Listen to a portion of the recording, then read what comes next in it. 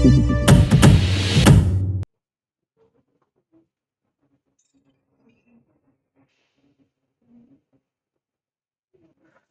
से मनमानी संपत्ति प्राप्त करके विप्र सुदामा अपने भवन में आराम से रहने लगे। उन्हें कोई काम तो करना नहीं पड़ता था, इसलिए पंडितानी से लड़ने और जम्हाई लेने के बाद भी जो समय बचता कुछ लिख पढ़ लेते। उसमें से संस्मरण और डायरी के कुछ भाग अब मिल गए हैं। उसमें से कृष्ण से भेंट वाला प्रसंग यहाँ उद्धृत किया जाता है। लेखक: लोगों की टीका टिप्पणी से मैं तंग आ गया। लोग मुझे चैन क्यों नहीं लेने देते। कहते हैं कि कृष्ण ने प्रजा के कोष का धन उठाकर अपने मित्र को दे दिया। कृष्ण ने ऐसा क्या अनुचित किया जो मुझे थोड़ा धन दे दिया। राजपद पाकर कौन अपने भाइयों भतीजों और मित्रों का भला नहीं करता।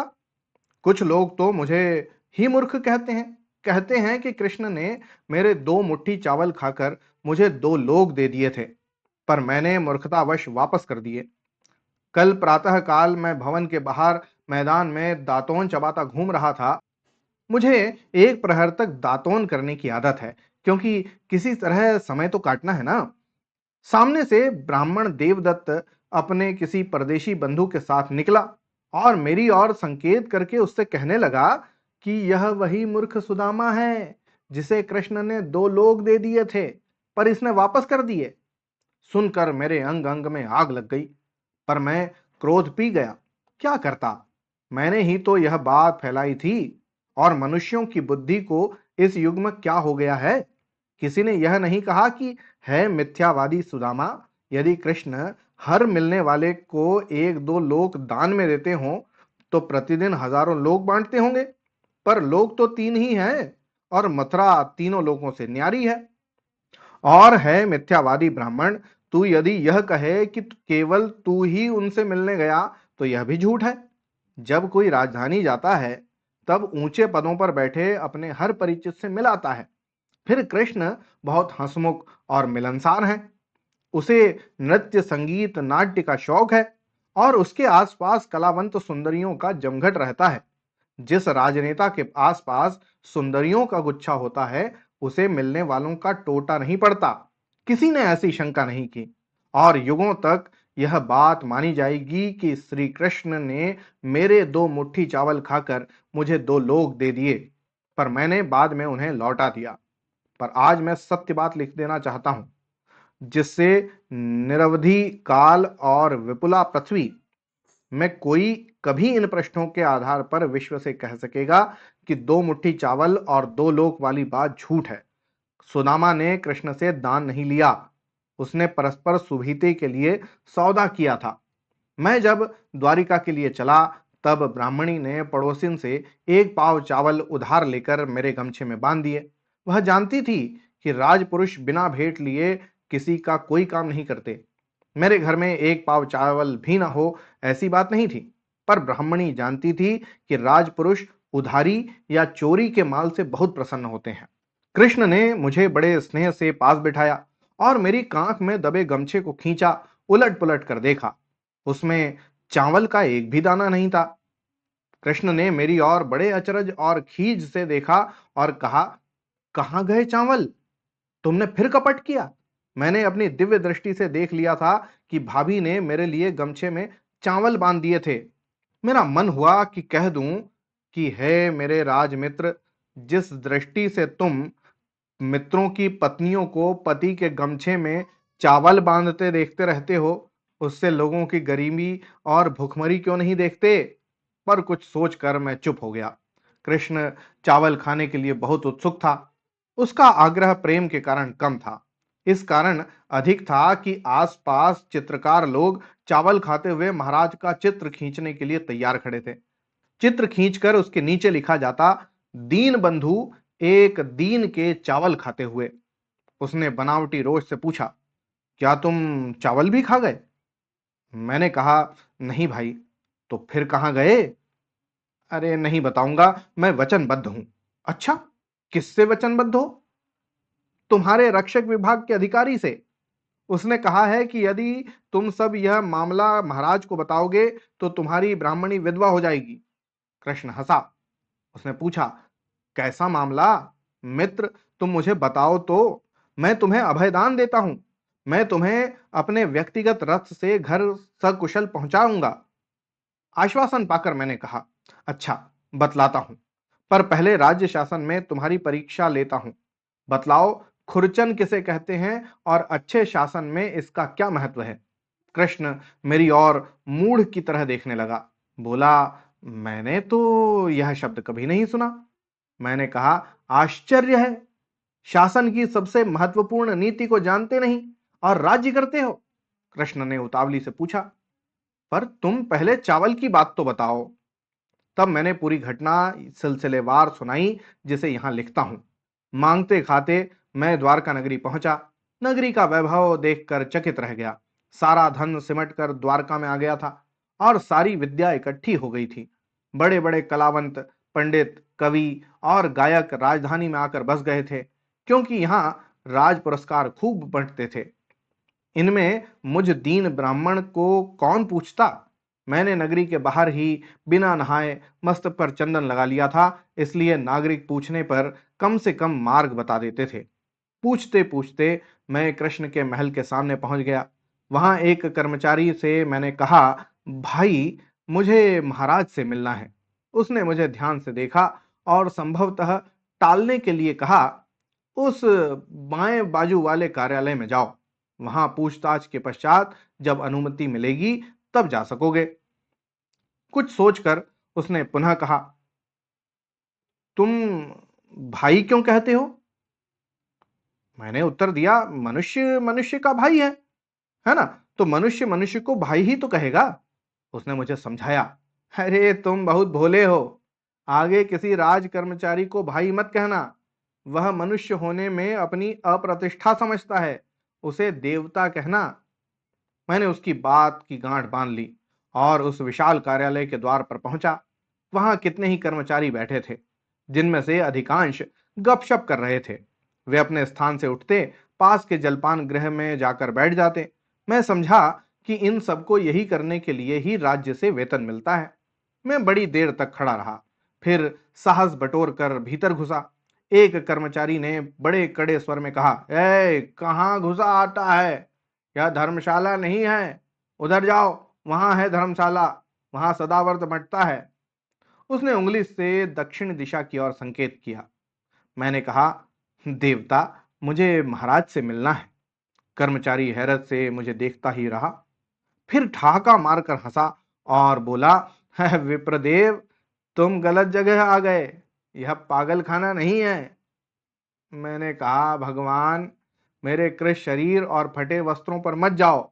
मेरे होश हवास दुरुस्त हैं। मैं विक्षिप्त नहीं हूं। मुझे वास्तव में महाराज कृष्ण से मिलना है। इतने में कई कर्मचारी आकर मुझे घेर कर खड़े हो गए। उनमें से एक कहने लगा, बड़ी ऊंची आकांक्षाएं हैं आपकी विप्रदेव। क्या काम है आपको महाराज से? मैंने कहा कि वे मेरे मित्र हैं, सहपाठी हैं। इस पर वे सब एक साथ फिर हंस पड़े। एक बोला, वाह, महाराज को आप ही साथ पढ़ने के लिए मिले थे। दूसरा कहने लगा, विप्रदेव, आप भांग वांग छानते हैं क्या? तीसरा बोला, आप किस देश के नरेश हैं प्रभु? मेरे संकट के मारे शरीर और दरिद्रता से छिन्न वस्त्रों को देख देख कर वे उपहास करते रहे। मैं ग्लानि से मरा जा रहा था। चाहता था कि पृथ्वी फट जाए और मैं उसमें समा जाऊं। दीन बंधु के सेवकों का कैसा व्यवहार था एक दीन के प्रति। इसी समय कार्यालय के दूसरे छोर से एक दबंग कर्मचारी चिल्लाया, अरे कुछ खुरचन का सिलसिला भी है या यूं ही मिलने चला आया है? चारों ओर से खुरचन खुरचन की आवाजें लगने लगीं। खुरचन मेरे लिए भी नया शब्द था। मैंने कहा, भाई, खुरचन मैं नहीं जानता। शब्दकोश में तो यह शब्द नहीं है। किसी काव्य और दर्शन में भी यह नहीं आया। यह संभवतः शासन का कोई विशेष शब्द है। मैं जानता हूं कि अच्छे शासन कुछ शब्दों और आंकड़ों के बल पर चलते हैं। उनमें से एक जो सयाना था कहने लगा, अरे ब्राह्मण देवता, राज दरबार में आए हो और शासन की नीति नहीं जानते? तुम तो खुरचन तक नहीं समझते। मैंने बड़ी विनम्रता से कहा, बंधु, मैं तो ग्रामवासी हूं। शासन हमारे पास केवल कर वसूल करने आता है। भला राजनीति की रीति नीति मैं कैसे जान सकता हूं? हमारे ग्रामों में तो दूध उबाल लेने के बाद जो मलाई कढ़ाई में चिपकी रहती है, उसे खुरच लेते हैं और उसी को खुरचन कहते हैं। वह बोला, बिल्कुल ठीक। ठीक इसी तरह से शासन की कढ़ाई में जो मलाई चिपकी रहती है, उसे हम खुरचन कहते हैं और उसे हम भी खुरचन ही कहते हैं। मैं तब भी नहीं समझा। उन सबको मेरे ऊपर दया सी आई। सयाना बोला, अरे तुम समझे नहीं विप्रदेव। हमारा मतलब है यह भी एक मंदिर है। कुछ भेंट वगैरह तो लाए ही होंगे। महाराज से क्या बिना भेंट के मिलोगे? हमारा भी तो कुछ हिस्सा होगा। मैं अड़चन में पड़ गया। मुझे चुप देखकर एक कर्मचारी कहने लगा, तुम्हारी कांख में दबी उस पोटली में क्या है ब्राह्मण देवता? स्वर्ण है। मैंने चावल की पोटली और कसकर दबा दी। सयाना कर्मचारी बोला, क्या है उसमें? खोलो उसे। मैं घबराया। यदि चावल इनके सामने खुल गए तो ये मेरा बड़ा उपहास करेंगे। मैं जड़ हो गया। तभी वह रक्षक विभाग का अधिकारी आगे बढ़ा। उसका बलिष्ठ शरीर, कठोर मुख और बिच्छू के डंक जैसी मूछें देखकर मैं कांप गया। उसने कर्कश स्वर में कहा, अरे दो धप लगाओ, अभी बता देगा यह ब्राह्मण का बच्चा। मैं कांप उठा। मैंने झट पोटली खोल दी। चावल देखकर वे सब हैरत में पड़ गए। एक दूसरे की ओर देखने लगे। एक बोला, यह ब्राह्मण पागल है। भला कोई चावल लेकर महाराज से मिलने जाएगा? अब तक वह दबंग कर्मचारी वहां आ गया था। उसने कहा, भाई इसमें कुछ भेद है। ये साधारण चावल नहीं मालूम होते। भला कोई महाराज के लिए साधारण चावल लाएगा? ये ब्राह्मण लोग बड़े रहस्यमयी होते हैं। ये कई तरह के तंत्र मंत्र करते रहते हैं। ये चावल मंत्रों से सिद्ध किए मालूम होते हैं जो महाराज को देने जा रहा है। मैंने सोचा कि इस भ्रम की बाह पकड़कर कृष्ण के पास पहुंच सकता हूं। मैंने कहा, 11 रात्रि और दिन निरंतर मंत्रोच्चार करके चावल सिद्ध किए हैं। अच्छा, क्या गुण है इनमें? मन वांछित फल, धन प्राप्ति, स्त्री सुख, स्वास्थ्य, पुत्र लाभ, शत्रु नाश। इतना सुनते ही वे सब चावलों पर टूट पड़े। प्रत्येक की कुछ इच्छा थी। कार्यालय में काम बंद हो गया। सब कर्मचारी वहीं एकत्र हो गए। जो आता वह चुटकी चावल खा जाता। जब आधी मुट्ठी चावल बचे तो मैं उन्हें लपेटते हुए बोला, अब इतने महाराज के लिए रहने दो।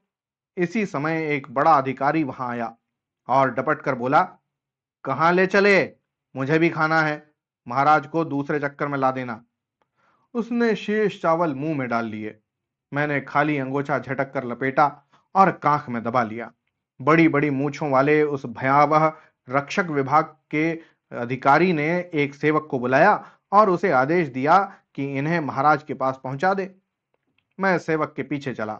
4 कदम ही बढ़ा था कि वह मूछों वाला आया और मेरा हाथ पकड़कर बोला, देख बे ब्राह्मण के बच्चे, यदि तूने महाराज को यह चावल वाला मामला बताया तो तेरी ब्राह्मणी विधवा हो जाएगी। उसने हाथ छोड़ा तो मैं जल्दी जल्दी महल में चला गया। यह घटना मैंने कृष्ण को सुनाई। वह बड़ी चिंता में पड़ गया। मैंने कहा, तुम राज करते हो या सोते हो? कैसी धांधली मची है? तुम्हारे राज कर्मचारी चावल तक छीन खाते हैं।